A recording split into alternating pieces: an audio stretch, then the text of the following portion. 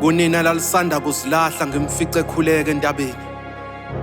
Athi impilo kumele uyivumele mayikubukisa umhlaba ngeselijulile. Athi mina ngiyahluleka ukuzichaza mhlawumbe inkondlo yokukhuluma kangcono. Athi ngicela ungibhale ngathi uyasaba Njomani, ngoba mina nempumelelo sekuyisikhathi sokubhekana ezinhlamvini zamehlo.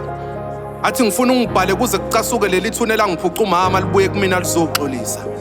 Athi ungathuki mina ngikhonza uThixo wangibumba ngenhlabathi yokunqoba amaphupho. Ngakho ngilesilwane esiphuze edamini elingashe sasinda kudlula iguzu silele ngaphakathi kwajantshi. Bangishiya endleleni ngisakhula bangizalayo umfokazulu ezansi kwesibaya ekhomba amathuna. Athi Nkosi ngicela ungikhumbuze kambe ngenze njani mina impilo mayengifuna izinto ezinkulu ngimncane.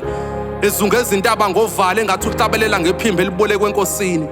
Athi Njomane ngithe ngibhale. Imina umaluma ngahlafuna emanzini inkunzi yaphuma nesikhuni. Inkanyamba esabayo kubabheka ngamehlayo. Athi mina ngizala uzalisile lami iphupho ngiyolifeza ngisho sekuhlwile. Uma nqanda izinkinga ngokholo wavika ukufa ngisho selele ngomqolo. Ngithe Njomane ngibhale, ungipheqe ngincwadi ubone nangale. Umuntu ukhombe wena mina ngisesicongweni sentaba enganyukwa nombani. Kusimlindile maye uZulu umgwevu wabuyisa ithemba sebelilahlile. Ngibhale ngezakho ungisho ubukhulu bami ubudwebe nangemisho. Ngibhale ndoda mphini ubatshele ngosemlindile wamfice esempini. Ngibhala ungagcini icala emzimbeni wami ubuyisa ithembe bese liqala ukuphunyuka. Nhlanhla mhlongo ngiyini mina kuwena wakwazi ukukhulumisa izinto ngazetilongo.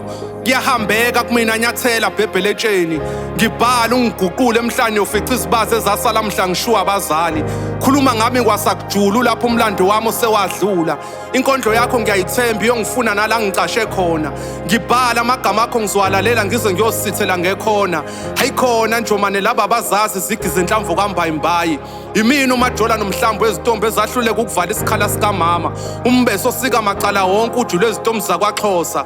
Phezu kwabo madumila ngalibalele. Ubhejane olinqoba impilo ingenaphondo usoke ligqilaza amankwenkwe. Umabhluka walingane eKapa liyabaxeka bazama ukulifasa ngocingo.